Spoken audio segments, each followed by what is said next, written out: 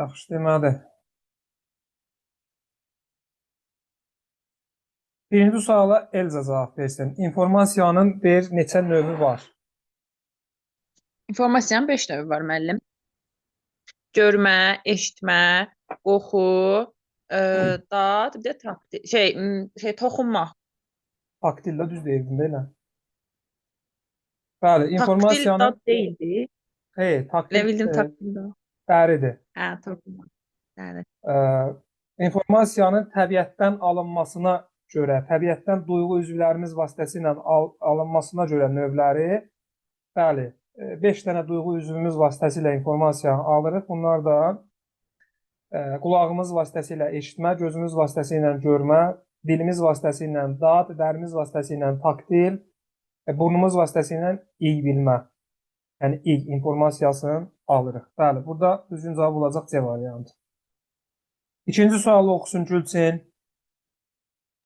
İnformasiyanın xassələri deyil. İnformasiyanın xassələri tamlıq, obyektivlik, etibarlılıq, aktuallıq, bir də anlaşıqlıq idi. Artıq olanda diskretlikdir. Bəli, diskretlik informasiyanın xassəsi deyil. Bəs diskretlik nədir Gülçin?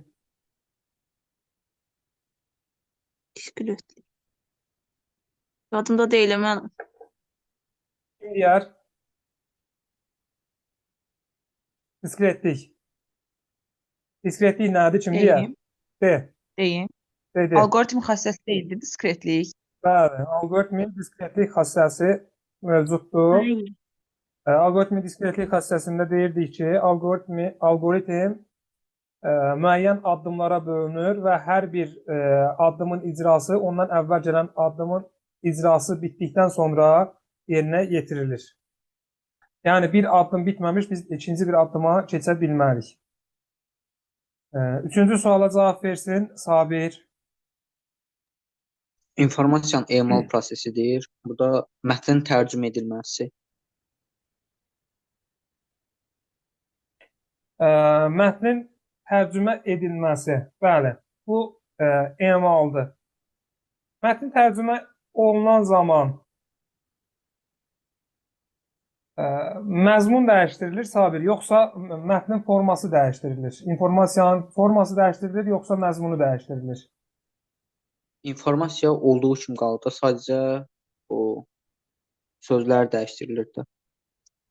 Sadəcə olaraq Məlumat, məzmun qalır, formasını dəyişdiririk də, yəni bəli, bir dildən başqa bir dilə çeviririk.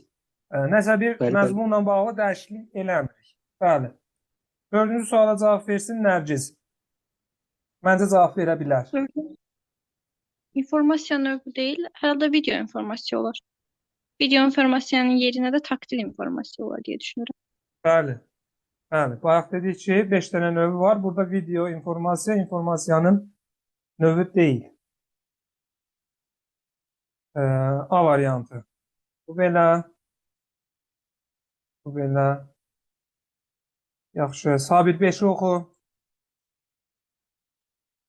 İnformasiyanın qəbul edəcək şəxsin başa düşdüyü şəkildə verilməsi informasiyasının hansı xassəsini artdır? Anlaşıqlılıq. Bəli. İnformasiya ötürülən şəxs üçün anlaşıqlı olmalıdır. Bu informasiyanın anlaşıqlıq xassəsidir. Elza 6-cı sual. Doğru ifadəni müəyyən edildi. Cari zaman uyğun olan informasiya aktualdır. Bəli, A variantı olur. Bəli, informasiyanın aktuallıq xassəsində deyirdik ki, aktuallıq informasiyanın cari zamana uyğunluq dərəcəsidir. Onu informasiyanın təzəliyi, köhnəliyi ilə təbii ki, qarışdırmırıq. İnformasiya köhnə ola bilər, amma öz aktuallığını qoruya bilər. Eyni zamanda yəni Mənim bir söz aktual soruşa ola bilər. bilərəm. Əlbəttə. B variantında yazıb informasiya tamdırsa, o həmişə aktualdır. Biz tam informasiya dedik ki, bir mənbədən alınan informasiya yetərlidirsə, bizim üçün o tam sayılır da. Xeyr, O bir niyə mənbədən həmişə deməmişdik. aktual Elə bir şey deməmişik. Biz tam informasiya üçün demişdik ki, düzgün qərar qəbul etmək üçün kifayət edən informasiya tam informasiyadır. Düzgün qərar qəbul etmək üçün. İnformasiya tam ola bilər, amma aktual ola bilməz. Məsələn, deyirəm ki, dünən günorta saat 13:00-da hava günəşli idi və temperatur 12 dərəcə idi. Bu tamdır. Tam informasiyadır da, düzdür? Hər şeyi dedim mən. Dünən günorta saat 13:00-da hava günəşli idi və temperatur müsbət 12 Selsi idi. Yəni düzgün qərar qəbul etmək üçün mən hər şeyi dedim. Tam informasiyadır. Amma aktual deyil, qaldı dünəndə. Başa düşdüm, tamam. Məsələn, C variantında deyir, elmi məqalələrdə informasiya həmişə aktual olur. Elmi məqalələrdə informasiya aktual həmişə yoxdur, aktual ola da bilər, aktual olmaya da bilər də. Yəni aktual elə bir şeydir ki, dedik ki, cari zamana, yəni bugünkü günə uyğunluğu olsun. Həmişə olmaya bilər axı. Məsələn, o qədər elmi məqalə mən sayaram ki, bu orada olan informasiyanın hamısı aktual deyil. B variantında deyil, informasiya başqasının fikrindən asılı deyilsə, o aktualdır. Burada düzgün cavab nədir? Başqasının fikrindən asılı deyilsə demək nədir? Başqasının fikrindən asılı deyilsə, obyektivdir. Başqasının fikrindən asılı deyilsə, bəli, obyektivdir. Etibarlı mənbələrdən alınan informasiya bəs nə olur? Tam oldu. Xeyr. Etibarlı mənbələrdən. Etibarlılıq. Bəli, də adından məlumdur da. Etibarlı mənbələrdən alınan informasiya etibarlı informasiyadır. Yəni biz bir informasiyanı bir neçə etibarlı mənbədən dəqiqləşdiririksə, bu etibarlı sayıla bilər. Burada düzgün cavab oldu A variantı. Gəlin 7-ci suala da baxaq. Bu informasiya təhlükəsizliyi bölməsinə aiddir. Demək, bunu biz sizlə heç keçməmişik. Gülçin, sənlə keçmişik, səhv eləmirəmsə keçmişdik. Yadımdadır. Mən də yazmışam bunu müəllim. Aha, yaxşı. Gülçin sən de. İndi bu film sözünə belə bir ki, F hərfin variantlarla getmişəm də. A hərfini birinci götürürük. Addan sonra F-ə qədər sayanda, elə ki, F-dən A-ya kimi sayanda da 1, 2, 3, 4, 5 hərf eləyir. Elə ki, sıralıq bununla davam edəcəkdir. A-dan sonra I gəlir. I-dən 5 hərf sola sayanda 1, 2, 3, 4, 5. D-yə gəl çatır. A-dan da sonra G gəlir. Bunun üçün A ilə D variantları olmayacaqdır. Keçirik elə ki, B ilə başlayana baxacağıq. F-dən B-yə kimi sayanda 4 rəqəm eləyir. Ondan yana ki, bütün rəqəmlər 4 sayıb işarələyəcəyik. Sonra I hərfi gəlir. I-dən sonra 4 dənəsini sayanda E hərfinə düşür. B-dən sonra E gələcəkdir. Sonra L gəlir. L-dan sonra 4 dənəsini sayanda F hərfinə düşür. M-dan da sonra 4-ünü sayanda I-yə düşür. Ondan yana B, H, I. B bəndə olur. Bəli. Yəni ümumiyyətlə, bu orada tərs proses gedir. Bu Sezar şifrələmə üsuludur, simmetrik, asimetrik, bunları geniş bir, belə deyək, mövzudur. Bir bölmədir daha doğrusu informasiya təhlükəsizliyi. Burada biz informasiya təhlükəsizliyini keçəndə virusları, antivirusları, bunları geniş keçəcəyik, şifrələmə üsulları falan. Sadəcə olaraq test toplusunda da, burada da sırf informasiya ilə bağlı olduğuna görə bunların testlərini bir yerə yığıblar. Bunların da testlərinə biz bu şəkildə baxaq da, bir ikisinə mən belə izah versəm, onsuz da məntiqini tutub bilərsiniz. Yəni, elə çətin, ciddi bir şey yoxdur burada. Bu hansı sözüymüş ki, müəyyən bir əmsalla kodlaşdırılıb film alınıb. Yəni, tutaq ki, B neçə simvol sağa sürüşübsə, Y həmçinin o qədər sağa sürüşməlidir, H həmçinin o qədər sağa sürüşməlidir, I həmçinin o qədər sağa sürüşməlidir. İlk öncə, yəni bu Sezar şifrələmə üsulunda sağa doğru şifrələmə baş verir da. Yəni film sözü qabaqcadan nə imişsə, o hansı sözüymüş ki, o müəyyən əmsal qədər sağa sürüşüb hər bir simvolu film alınıb. Demək, bu sağa sürüşüb film alınıbsa, biz filmi, bəli Gülçin, sola sürüşdürməliyik. Sola sürüşdürməliyik, müəyyən simvol qədər sola sürüşdürməliyik ki, ilkin sözü tapaq. Burada da yəni F, yəni neçə simvol, burada belə deyək də K əmsaldır. Bu əmsal bütün simvolların hamısında eyni götürülməlidir. Yəni 2-dirsə 2, 3-dirsə 3, 4-dirsə 4. Yəni sən də burada baxdın ki, variantlarda bir dənə B variantı uyğun gəlir ki, burada deməli, Hər simvol neçə addım sağa gedib? 1, 4. 2, 3, 4 addım. Bəli, hər simvol 4 addım sağa gedib ki, film sözü alınıb burada. Bəli, digərlərinə də bu şəkildə yanaşacağıq. Yaxşı, Sabir 8-ci desin. 8-də disk sözü veribdi. Orada K5-dir. Elə bir hər hərfdən verilən şriftdə 5 hərf sonranı götürəcəyik. Birinci D-dır. D-dan 5 hərf sonra İ-yə gəlir düşür. Birinci İ olacaq.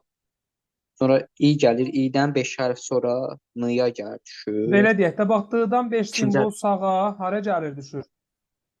İ-yə düşür. İ-yə. Aha, İ-dən 5 simvol sağa hara gəlir Bəli. düşür? N hərfinə gəlir. N hərfinə gəlir düşür. Aha. D, İ getdi. Bəli. Bir də S. Sonra S götürür. Hı-hı. S-dan 5 hərf sonra X-dır. Aha. Sonra K gəlir. K-dan da 5 hərf sonra P-dır. Aha. Cavabımız çıxdı. Bəli. Y variantı. Aha. Əla. Əla. Bu belə. Yaxşı. Elgün qoşulub dərsə. Elgün, nə vaxtdan qoşulmusan sən dərsə? Xəbər eləmirsən. Salam müəllim, hər vaxtınız xeyir. Salam müəllim. Sabir 9-cu suala bax. Şagird Paint proqramında ağ-qara təsvir rəngləyir. O bu təsvir üzərində hansı informasiya prosesini yerinə yetirir? Burada emal eləyir də. D variantı olacaq.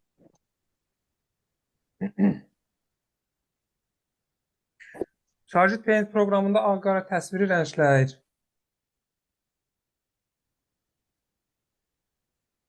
Bəli. Dəyişdirir də. Qrafik informasiyanı dəyişdirir. Bəli. Emal.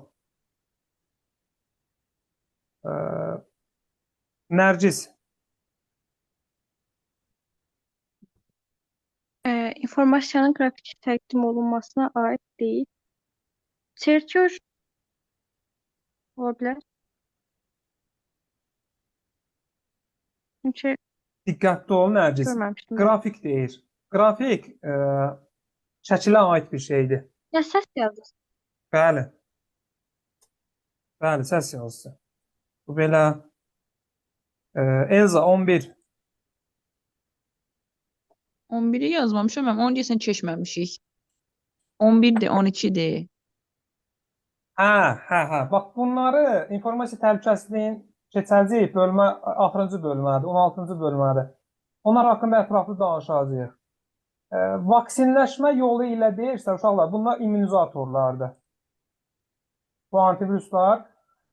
Bax, vaksin niyə vurulur? Vaksin hər hansı bir xəstəliyin qarşısını almaqdan yana vurulur da. Yəni, xəstəliyə yoluxmamışdan qabaq o vaksin vurulur ki, o xəstəlik insana, mikrob insana yoluxmaq istəyəndə görsün ki, bu immunu var da. Yəni, bu yoluxmuş kimi göstərir.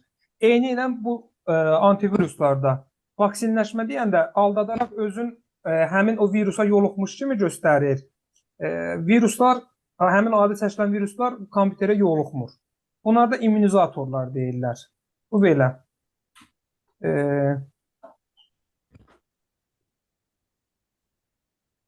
İnformasiyanın kompleks mühafizə sisteminə aid deyil. Bu da şəxsi mühafizədir. Belə bir şey yoxdur. Proqram aparatı var, təşkilatı var, qanunverici var, mühəndis texniki mühafizə var. Şəxsi mühafizə deyə bir şey yoxdur. Bu belə. Antivirus proqramı deyil. Gülçin cavab versin buna. 13-ə. 13-də D yazmışam. Disk 10. D yazmısan. Disk defragmentir. Disk defragmentir, bəli. Fragmentasiyanı aradan qaldırmaq üçün istifadə olunan sistem proqramıdır. Xidməti proqramıdır. Qalan Pandadır, Avastdır, Mesafədir, Doktor Webdir. Bunlar antivirus proqramlarıdır. Mənim kitabda Avast yox idi deyəsən. Kitabda olmasa da dərslikdə var. Üçün 10-cu sinifin dərsliyində var. Biz deyə bilmərik kitabda yoxdur da. Yəni dərsliyi də oxumalıyıq. Mən yadınızdadırsa sizə həmişə demişəm ki, 10 ilə 11-i oxuyun. 10 ilə 11-i demişəm ki, oxuyun. Hətta 8 ilə 9-u da oxuyun. 8 ilə 9-da da vacib məlumatlar var. 8-dir, 9-dur, 10-da 11-dir. Bunları oxuyun. Bəzən elə sual olar ki, dərslikdən salarlar, amma şeydə olmaz. Nəzəriyyə kitabımızda olmaz. İndiyə qədər kimə deməmişdimsə də elə bil dedim də, xəbəriniz olsun. 8, 9, 10, 11 informatika dərsliyin oxuyun. 14-cü sualda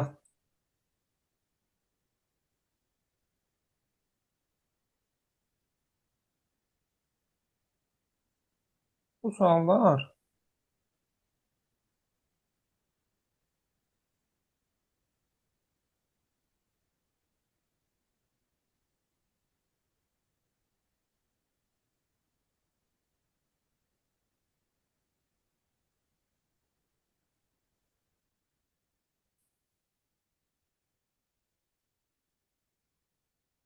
deməli uşaqlar, bu adını eşitmişsiniz də Hackerdir, Crackerdir. Bunları da ətraflı təbii ki keçəcəyik. 3 hissəyə ayrılır. Bir Scrippy Kid var, senari uşağı, Hacker, bir də Cracker. Məsələn, burada deyir, əməliyyat sistemini yaxşı bilən və onun nüvəsini yenidən proqramlaşdıra bilən kompüter mütəxəssisləri bu ən yuxarı səviyyədir. Yəni, əməliyyat sistemini yaxşı bilir və hətta onun nüvəsini yenidən proqramlaşdıra bilir, orada olan divarı qıra bilir, orada olan çatışmamazlıqları aradan qaldıra bilir. Bu ən yuxarı səviyyədir.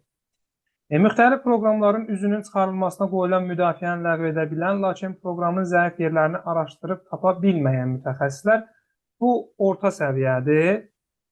Bir də var, kifayət qədər biliyə malik olmayan, lakin digər hakerlərin utilitlərindən istifadə edərək kompüterin təhlükəsizlik sisteminə ziyan verə biləcək mütəxəssislər. Bunlar da senari uşaqdır, Scrippy Kiddir. Demək, bunların içində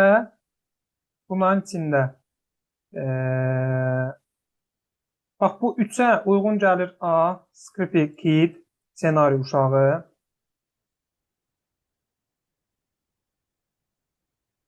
Bir, Hackerdir.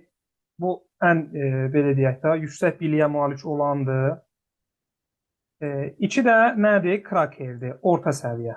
Yəni, birinci, ən aşağı səviyyədə senari uşağıdır. Ondan sonra Crackerdir. Ən yüksək səviyyədə isə kimdir? Hackerdir. Bu şəkildə. Bu belə. 15-ci sual. 15-ci sualda artıq Elza bizə izah edə bilər. Bunu keçmişik. Bazar günü Arif dostunun evinə qonaq getdi. Dostu ona qarşıdakı dayanacaqdan avtobusa minib geri qayıda biləcəyini dedi. Arif dayanacaqda 3 fərqli nömrəli avtobus gördü və anladı ki, dostunun verdiyi informasiya ona geri qayıtmaq üçün qərar qəbul etmişdə kifayət etmir. Dostunun verdiyi informasiya hansı xassəsi ödənilmir? Mən də burada tamlıq yazmışam. C variantı. Çünki informasiya tam deyil da ki, o bilsin ki, bilməlidir ki, hara getməlidir. Bəli, kifayət etmir də. Düzgün qərar qəbul etməyi üçün kifayət etmirsə, burada tamlıq pozulub. Bəli. Sabir 16. 16-da cari zamana uyğun olan informasiya bu aktual idi. Birinci B bəndi aiddir. Aha. Ayrı-ayrı mənbələrdən eyni obyekt haqqında alınan və üstə düşən informasiya bu etibarlı idi. C bəndi aiddir. İkinciyə. Aha. Başqasının fikrindən asılı olmayan informasiya bu da obyektiv idi. Y bəndi. A bəndi aid olur. Birinciyə B, ikinciyə C, üçüncüyə Y. Aha. Aydındır.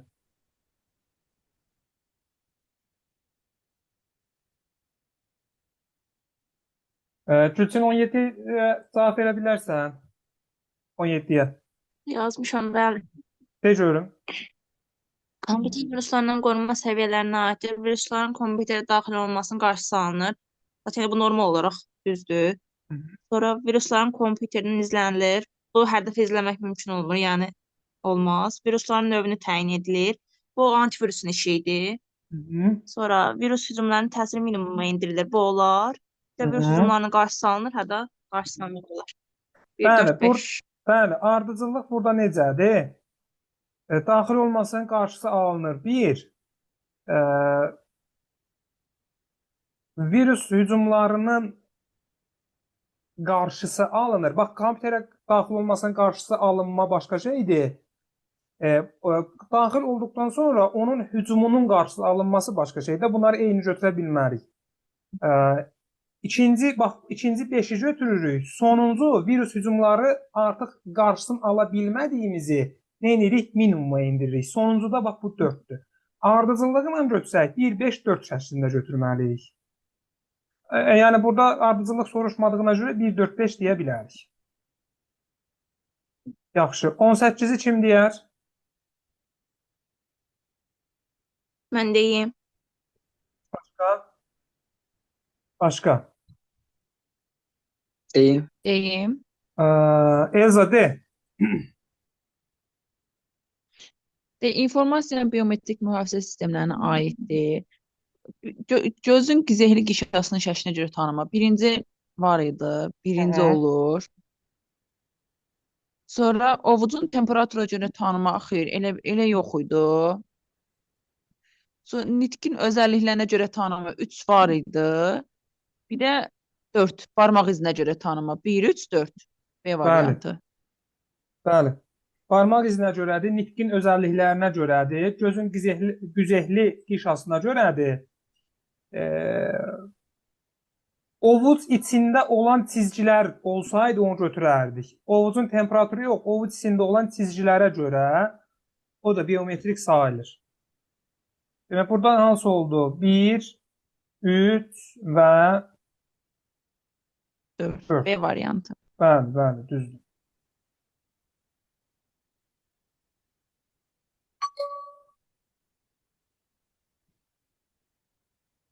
Yaxşı. Davam eləyək. 19. Gülçin deyə bilərsən? Yox, mən yazmamışam. Bildin. İctimaiyyətə məxsus proqram təminatı keçəcəyik. İctimaiyyətə məxsus proqram təminatı, şərti ödənişsiz proqram təminatı, özəl proqram təminatı. Bu proqram təminatının belə deyək, copyright var ya, yayılma icazəsi də ona görə növləridir. İctimaiyyətə məxsus proqram təminatı sərbəst olaraq üzü köçürülə bilən və müəlliflik hüququ ilə qorunmayan proqram təminatıdır.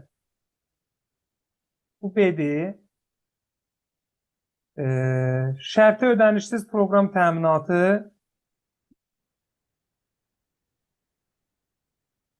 müəlliflik hüququ ilə qorunan və pulsuz yayılan proqram təminatı budur.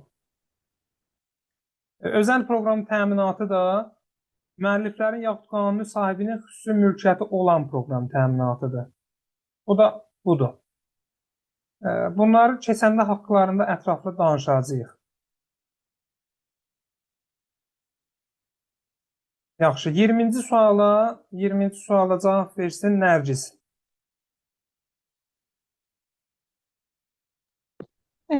Mətn informasiyası, ədədi informasiya, bir də səs informasiyası var. Riyazi ifadələr, ədədlər, tarix və zaman verilənləri mətn informasiyası olar. Riyazi ifadələr, ədədlər var. Ona görə ədədi informasiya olar. Suyun şırıltısı, telefon zəngi, quşların səsi, səs informasiyası olar. Film, klip, video çarx. Şeir, hekayə, reklam yazısı, mətn informasiyası olar. Yəni ki, A, B. C variant. Bəs bu filmdir, klipdir, video çarxdır. Bu nədir bə?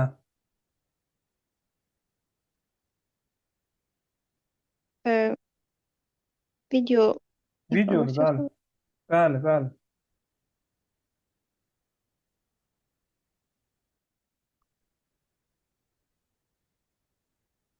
Bu süzgəc antiviruslarının işi uşaqlar, virusların çoxalma və zərər vurma məqsədilə əməli sisteminə etdikləri müraciətləri tutur. Süzgəcdən keçir, də belə deyək. Təhlükəli əməliyyatlara nəzarət edir. Budur.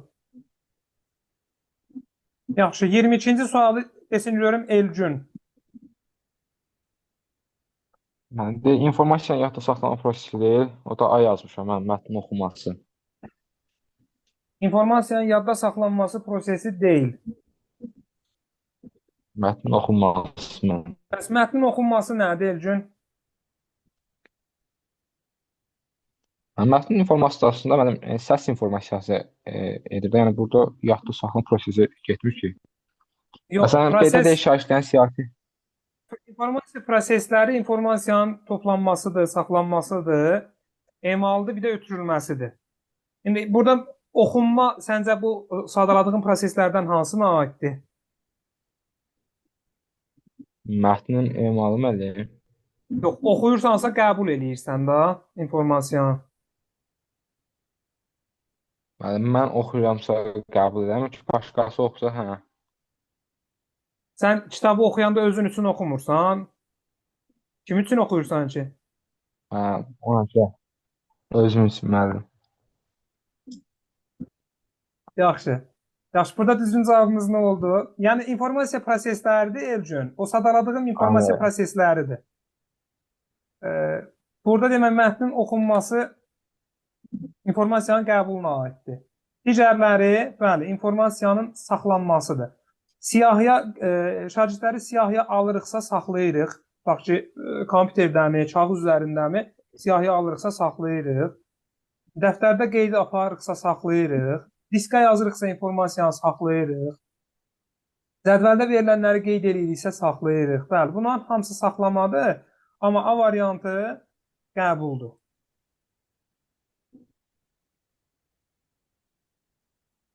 Deməli.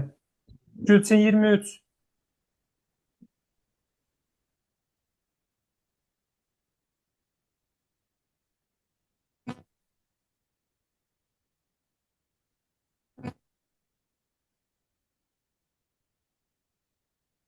Gülçin.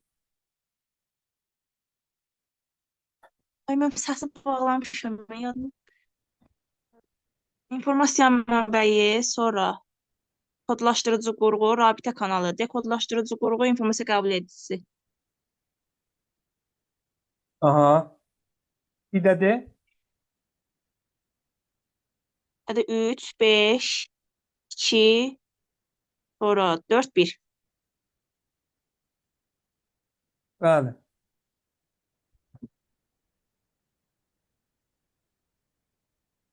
Aha. Yaxşı. Troyan viruslarının növlərini müəyyən edin. Troyana uşaqlar, Troyan casusdur. Bu Troya atı tarixdən də bilə bilərsiniz. Bunlar haqqında da geniş danışacağıq. Casus mənasında da, yəni məlumat sızdırsın, məlumat alsın, harasa göndərsin. Buna aid də uzaqdan idarə etmə proqramları və yaxud da utilitləri, casuslar, bir də reklam proqramları. Bu şəkildə.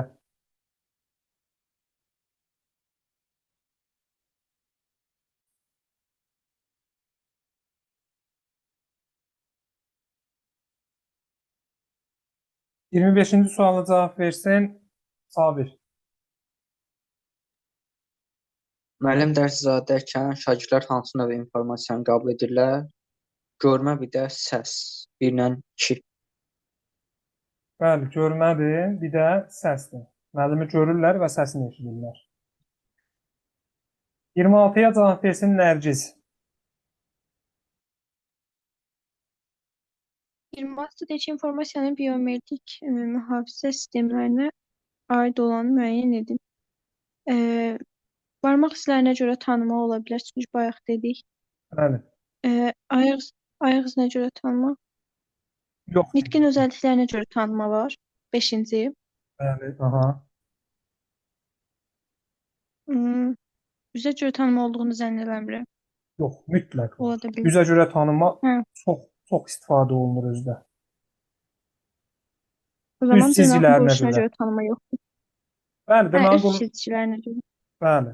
Dırnağın quruluşuna görə yoxdur, amma üst cizgilərinə görə çox geniş istifadə olunur. Uşaqlar, bu hamımızın pasportu var.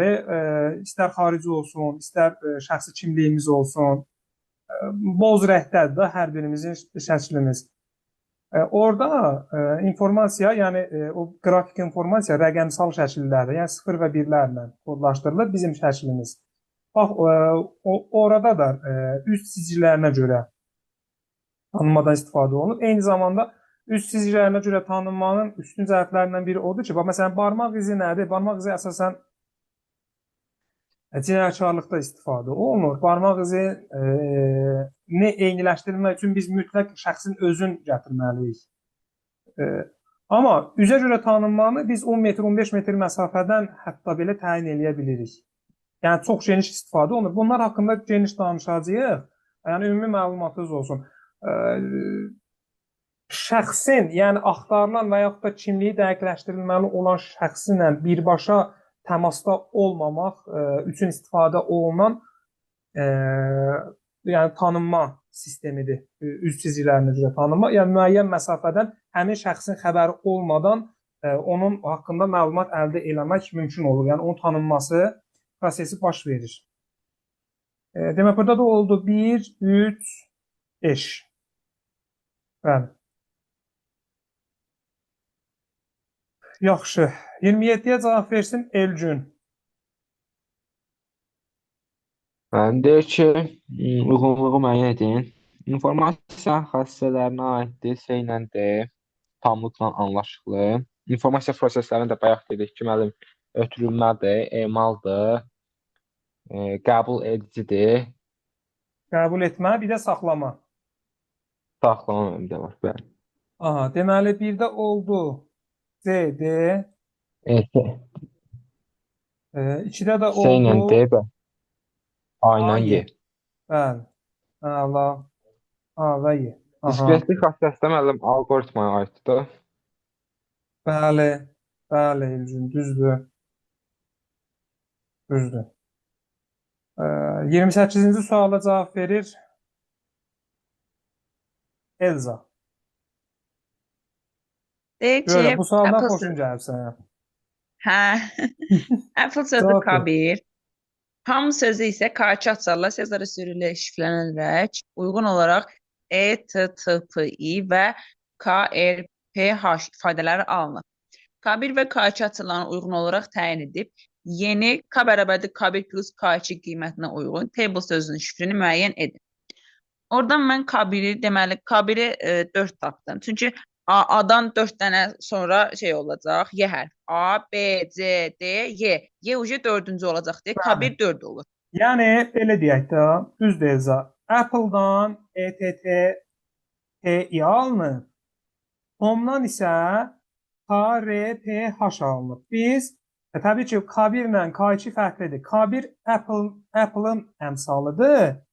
K2 də Home-un əmsalıdır. Biz K1 ilə K2-ni tapıb, ikisini toplayıb, ümumi K-nın əmsalını tapmalıyıq ki, table-ı neyniyək? Şifrəliyək. Aynı davam elə. K2-də 3 tapmışam. H-dan K1 nə 3-dən oldu? 3 vahid, K elə bir 3-cüyə gedir. K1 neçə idi? K1 bərabərdir 4, K2 K1 isə 4. 3-dür. K2-də 3. Aha. K bərabərdir 7 olur. İndi 7 Aha. dənə table sözünə görə qruplaşdıracağıq, tapacağıq. Aha. T 7 vahid T-dan sağa gedəndə. İndi orada 6-da Z-da qutarır. İndi birincidə başa qayıdacaq, A hərfinə qayıdacaq. 100%. Z bitdisə, bax burada artıq bitdisə qayıdır bir də A-ya. A, birinci Aha. olur A. A. A-dan H 7 oldu A. vahid gələndə H hərfinə düşür. Bəli. Bir, İkinci iki. H olur. Aha. A, H. Sonra bu hərfində İ-yə düşür. İ. Aha. Sonra L hərfində S-ya düşür.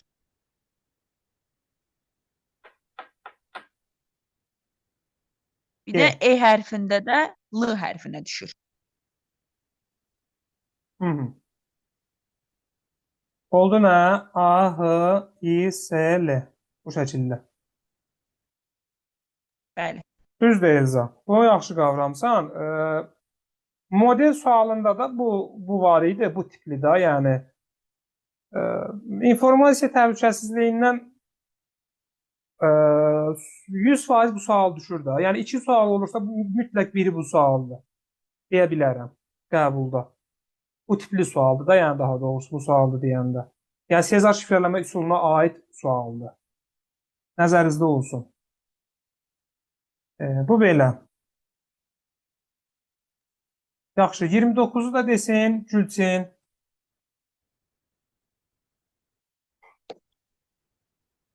29-da A ədədini aşağıdakı sistemlərlə tətbiq edin. A ədədinin A ədədinə bir əlavə edin. Təbkədə A üstəgələk 1 yazırıq. Sonra A-nın nəticəni kvadrata yüksəldin. A plus 1-i kvadrata yüksəldirik. A nədir, Gülçin? Sonra A nəsə verir, bax elə bil. Ay hər an qoymamışam met yerinə. Bax qoy da, qoy Elə hesabla belə görək eləmişəm, nə cavab çıxıbdı. Denən yazın.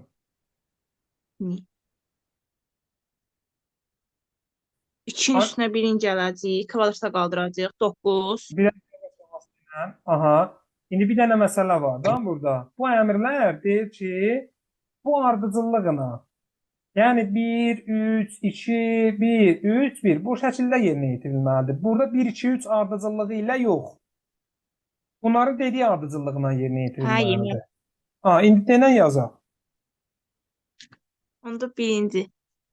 Ya da A 2-nin üstünə 1-ini əlavə eləyəcəyik onda. 3, Sonra 3 gəlir. A-nın nəticədən 2-ni çıxacağıq. Elə bir 1 qalacaq. 1, Sonra 2. A-nın nəticəni kvadrata yüksəldin. 1-in kvadratı 1. 1, Sonra 2. Sonra 1 yenə. A-nın ədədi üstünə 1 əlavə edirik. 1 üstünə 1-ini əlavə edirik. 2. 2, Sonra 3. A-nın nəticədən 2 çıx. 2-dən 2-sini çıxdıq. 0. Bir də 1. A ədədinin üstünə 1-ini əlavə et. 1. Bir də 1 edəcək. nəticədə oldu 1. Vəssalam.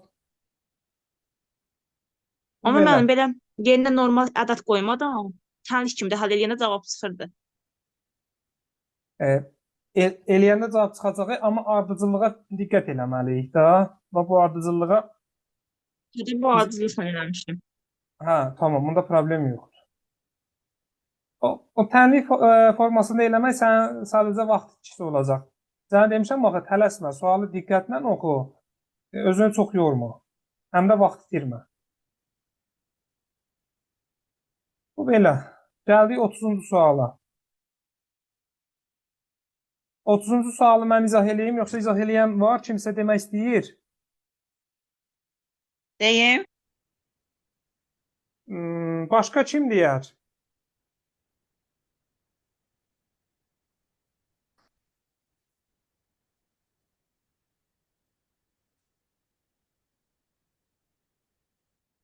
Yaxşı, Elza, de görüm nə fikrin var? De görüm. Deyir ki, rəqəmləri müxtəlif olan ixtiyari 3 rəqəmli natural ədədin rəqəmlərinin kvadratları yanaşı yazılaraq yeni ədəd alınır. Alınmış yeni ədədin rəqəmlər cəminin ən çox neçə ola biləcəyini müəyyən edin. Deməli, burada mən elə bir kvadrat, deməli, rəqəmlər cəmi yüksək olması üçün kvadratlarda yüksək ədəd eləməlidir da ki, rəqəmlərinin cəmi böyük ədəd eləsin. Mən elə düşünmüşəm. Sən düşünmüsən, mən də sənə bir şey deyim də. Kvadratı yüksək, bax, məsələn, tutaq ki, 1-dən 10-a qədər rəqəmlərin içərisində, ədədlərin içərisində ən böyük ədəd hansı ədəddir? 9-dur da. 9-un kvadratının rəqəmləri o qədər də böyük deyil. 9-un kvadratı 81-dir. Bax, 9-un kvadratı 81-dir. Rəqəmləri biri 8-dir, biri 1-dir. 1 burada işləri korluyur. Biz elə bir ədəd seçməliyik ki, onun kvadrata yüksəltdikdə alınan ədədin rəqəmləri böyük olsun. Ən azından rəqəmlərinin cəmi böyük olsun. Mən məsələn burada 7-ni seçərəm birinci. 7-nin kvadratı bizə nə verəcək? 49 rəqəmlərinin cəmi 13. 13. O görsən böyük oldu. Amma halbuki 9-un kvadratı 81-dir. 81-in rəqəmlərinin cəmi bizə nə verir? 9 verir. Ondan sonra ikinci böyük nə götürərəm? İkinci böyük 8-i götürərəm. Bu ətrafda olacaq da onsuz da. 8-in kvadratı bizə nə verir? 64. 64. Bunun da rəqəmlərin cəmi 10-dur. Bu da hardasa bizi vəziyyətdən çıxarır. 6 götürsəm, məsələn, tutaq ki 6 deyirəm. Bu da 9 eləyir. 9. 6 götürsəm 9 eləyir, 9 götürsəm 9 eləyir, 5 götürsəm 7 eləyir, 5-in kvadratı 25-də cəmi neçə eləyir? 7 eləyir. 7. Ona görə də mən burada nə götürüm elə? 9. 6. O 9. Hə, 9. Hə, O da olar. Olar, problem yoxdur. Yəni belə deyək də, bunların 7, 8, 9 və yaxud da 6, 7, 8 bunların da içərisindən böyüyünü götürməliyik də. Düzdür, elə bir fərq eləməyəcək, amma hər halda böyüyünü götürməliyik. 9-un da kvadratı bizə nə verir? 81. İndi deyir, alınmış yeni ədədin rəqəmləri cəminin ən çox neçə elə biləcəyini müəyyən edin. Bunların hamısının rəqəmlərinin cəmini toplayacağıq. Alınmış bəli, yeni ədəd 49, 64, 81 yan-yana yazacağıq. Rəqəmlərin cəmini toplayacağıq. aha. Neçə verər bizə? Deməli 10, 18, 19, 19-un üstünə 9-un 28, 28-in üstünə 4-ün 32. 32. Yəni burada Mən də 32 almışam, müəllim. Necə olur bilmirəm, amma mən də 32 almışam. ola bilər də. Məsələn 6 da götürsən ala bilərsən. Məqsəd burada sadəcə olaraq məqsəd nədir? Alınan ədədin rəqəmlərinin cəminin yüksək olmasıdır bu sual üçün. Məsələn, bizə burada desəydi 7 mi yoxsa 9 mu, biz nəyi götürməli idik? Nə desəydi? Bizə desəydi 7 yoxsa 9, hansını götürməli idik? 9. Yox, 7-ni hə, böyük olan götür. 7-ni 7-ni götürməli idik, bəli. Amma baxmayaraq ki 9 7-dən böyükdür və yaxud da 8 7-dən böyükdür, amma 7-nin kvadratı yüksəltdikdə 7-nin kvadratı nəticəsində alınan ədədin rəqəmlərinin cəmi digərlərindən böyükdür. Ona görə də burada sadəcə olaraq diqqətli olmaq lazımdır bu tipli suallarda. Bu bizim birinci sınağımız.